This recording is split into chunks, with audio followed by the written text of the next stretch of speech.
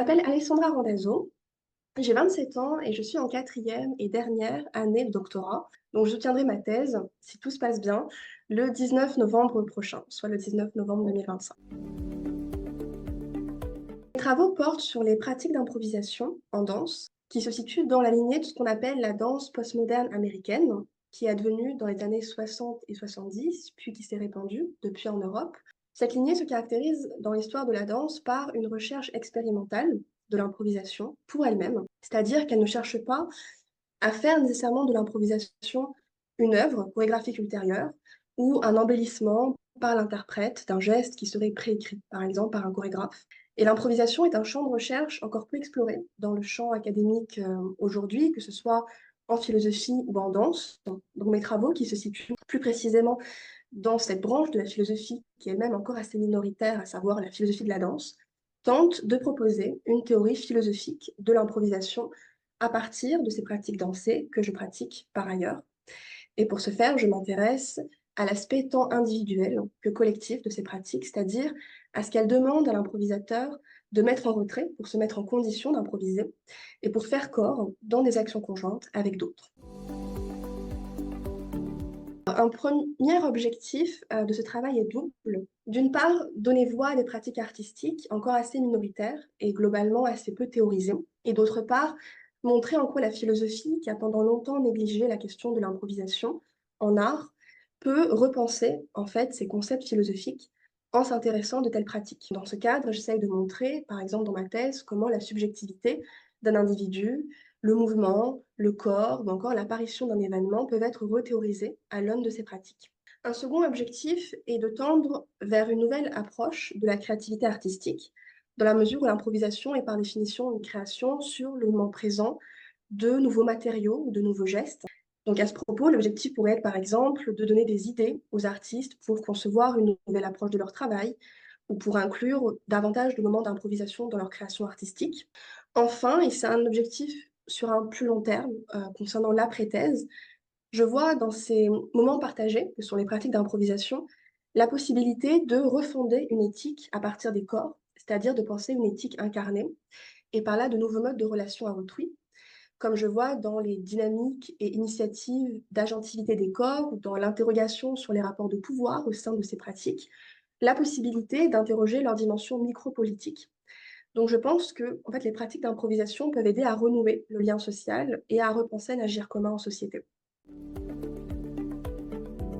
Alors, il est vrai, de plus en plus, la philosophie en particulier, et peut-être aussi les sciences humaines en général, ont parfois besoin de se justifier pour justifier de leur utilité dans l'espace public. Je pense que la force de la philosophie réside et a toujours résidé dans son pouvoir de questionnement et dans son habileté à manier les concepts. Donc, par exemple, dans le cas de mes recherches, je suis partie au départ des témoignages écrits et oraux des danseurs improvisateurs sur leur propre travail, et des termes qui étaient souvent employés, comme les expressions conscience kinesthésique, qui est la conscience des sensations des mouvements de notre corps, ou lâcher prise. Puis je suis allée questionner ces expressions et interroger par exemple le rapport entre volonté et conscience et volonté et conscience en philosophie. Donc, par exemple, un type de questionnement qui peut émerger est généralement considéré comme consciente une action volontaire. Comment se fait-il alors que dans de telles pratiques, le lâcher-prise à l'égard de notre volonté facilite une conscientisation accrue des sensations de nos mouvements du corps? Donc c'est dans ce type de problématisation et dans la force des concepts que la philosophie, je pense, peut se démarquer. En outre, pour ma part, en fait, je revendique une philosophie incarnée ou pratique qui part de l'expérience, donc dans mon cas de l'expérience d'improvisation, pour théoriser ensuite ce qui est en jeu. Donc une philosophie en fait de terrain qui est encore plus au contact de la réalité n'est pas impossible, contrairement à l'image qu'on se fait habituellement de la philosophie. Et en ce sens, je pense que ce serait aussi une manière de réconcilier la philosophie et l'espace public. J'ai un parcours universitaire presque entièrement dédié à la philosophie. Donc après avoir effectué une année en classe préparatoire littéraire au lycée Carnot de Cannes, j'ai réalisé une licence de philosophie, puis un master de recherche en philosophie, et finalement une thèse en philosophie à l'Université Côte d'Azur, où je suis aussi parallèlement enseignante contractuelle. Et aussi en parallèle de ma deuxième année de master, j'ai également passé un diplôme universitaire, le DU Profilia de l'Université Côte d'Azur, qui vise à repenser des modes de diffusion autres de la philosophie qu'au travers de l'enseignement, par exemple. Et je pense que c'est probablement à travers ce DU, qui est d'ailleurs une spécificité un petit peu de l'Université Côte d'Azur, proposée par notre département de philosophie, que j'ai commencé à l'époque à m'intéresser a un rapport plus pratique avec la philosophie, dont témoignera ensuite, quelques années plus tard, ma thèse doctorat et les nombreux workshops d'improvisation que j'ai pu faire en France comme à l'étranger. Donc, l'idée de faire un doctorat m'est venue en fait pendant mes années de master, où j'ai découvert la recherche en philosophie, qui est devenue une véritable passion pour moi. Je me rappelle qu'en début de deuxième année de master, nous nous étions retrouvés dans son bureau avec mon directeur de mémoire, Grégory Jean, qui est devenu par la suite mon directeur de thèse, et qui m'avait dit quelque chose comme «Votre mémoire avance bien, que voulez-vous faire ensuite?» Donc j'avais répondu à l'époque une thèse, et on avait commencé à réfléchir ensemble sur le projet de thèse que nous pourrions écrire, et qui a bien sûr ensuite, comme très souvent, évolué pendant les années de doctorat. Dans le cadre de mes travaux de recherche, j'ai d'abord beaucoup collaboré avec des danseurs et ou artistes, français comme étrangers. Donc, par exemple, j'ai écrit à ce sujet un article avec David Zambrano, qui est une figure importante de l'improvisation en Europe et qui est internationalement connu dans le monde de la danse. Donc ces collaborations ont en règle générale pu prendre différentes formes.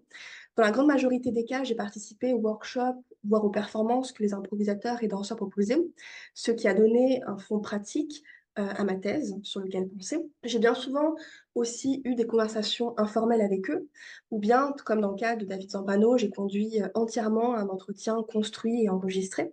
Dans certains cas, j'ai pu aussi être amenée à coparticiper à la facilitation de workshops en proposant moi-même aux participants des exercices à explorer. Ensuite, outre ces collaborations artistiques, j'ai collaboré plus spécifiquement avec certains chercheurs universitaires en danse et en musique, comme Alice Godefroy pour la danse et Jean-François Trubert pour la musique, qui font tous les deux partie du CTELA, le Centre transdisciplinaire d'épistémologie, de la littérature et des arts vivants de l'Université Côte d'Azur. Donc on a par exemple co-organisé, et également avec mon directeur Grégory Jean, une semaine dédiée entièrement à l'improvisation à Nice du 11 au 17 septembre 2023. J'ai aussi suivi assez régulièrement Alice Godefroy dans les séminaires et dans les écoles d'été sur l'improvisation qu'elle organise ou qu'elle co-organise. Et par exemple, plus récemment, j'ai partagé un moment de conférence avec Jean-François Trubert dans le séminaire Épistémar du CTELA, suivi d'une performance improvisée. Donc à chaque fois, cela a été des occasions pour moi d'enrichir mon approche, tant pratique que théorique de l'improvisation. Et donc, bien sûr, je les en remercie. Je n'ai pas eu la chance en fait d'être financée pour mes recherches doctorales.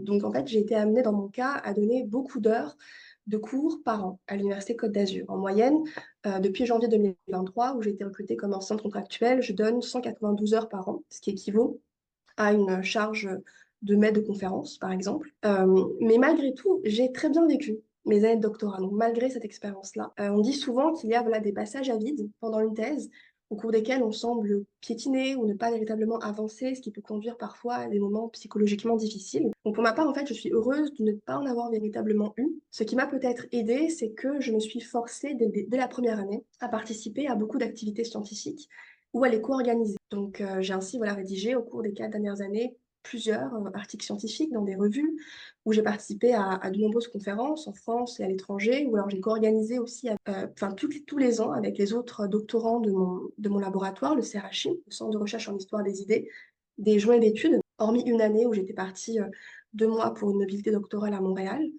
Et donc, je pense que tout ça, en fait, a permis de ne pas me sentir trop isolée pendant mes recherches doctorales, de partager un maximum mon travail avec d'autres, d'avoir des retours aussi très régulièrement, et ainsi de me donner encore plus de force, de motivation et de détermination pour continuer.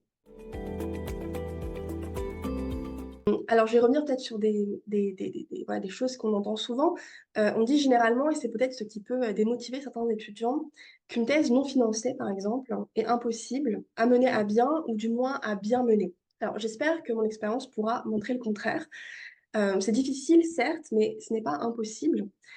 Et en outre, je suis très contente, en fait, comme mon directeur aussi qui me l'a souvent rappelé, du travail que j'ai pu réaliser pendant ces 4 dernières années. Donc j'inciterai tout d'abord les étudiants qui ont envie de se lancer dans une thèse à ne pas se démotiver d'emblée s'ils n'obtiennent pas de bourse doctorale pour leur recherche, même si je l'avoue, cela peut profondément frustrer au départ. On dit ensuite souvent, et c'est probablement une autre raison qui peut faire hésiter les étudiants à s'engager dans un doctorat, peut-être plus spécifiquement concernant les sciences humaines, qu'écrire une thèse, et en particulier pour le coup en philosophie, ne conduit pas tout de suite à un travail bien rémunéré ou ne permet pas nécessairement d'avoir un travail par la suite. Donc à cela, en fait, j'inviterai à regarder le processus et pas uniquement le résultat d'une thèse. En fait, on acquiert énormément de compétences pendant un doctorat qui pourront toujours être valorisées par la suite. comme la persévérance, l'organisation, la capacité à analyser et approfondir dans le détail, à argumenter, à rédiger en français comme dans une langue étrangère ou à parler en public. Et donc voir ce qu'un doctorat peut nous apporter comme enrichissement ou comme capital humain, je n'aime pas trop cette expression, mais c'est ce qu'on emploie généralement, et pas seulement donc comme capital financier, est à mon sens en fait tout aussi important et devrait être valorisé davantage aujourd'hui en société. Pour finir, et bien souvent, en fait, on peut remarquer dans nos vies que nous sommes à nous-mêmes nos propres obstacles, critiques à notre propre égard. Donc en fait, j'inciterai les étudiants de manière générale à ne pas se poser de limites et à se sentir libres de prendre des initiatives ou de se lancer dans des projets qui leur plaisent, comme celui de faire un doctorat. Dans l'improvisation, par exemple, on constate très souvent que l'auto-jugement risque d'entraver la créativité. Donc voilà, je vous inviterai en fait, vous autres étudiants, à favoriser votre créativité et à saisir les possibles qui s'offrent à vous si vous en avez justement la possibilité.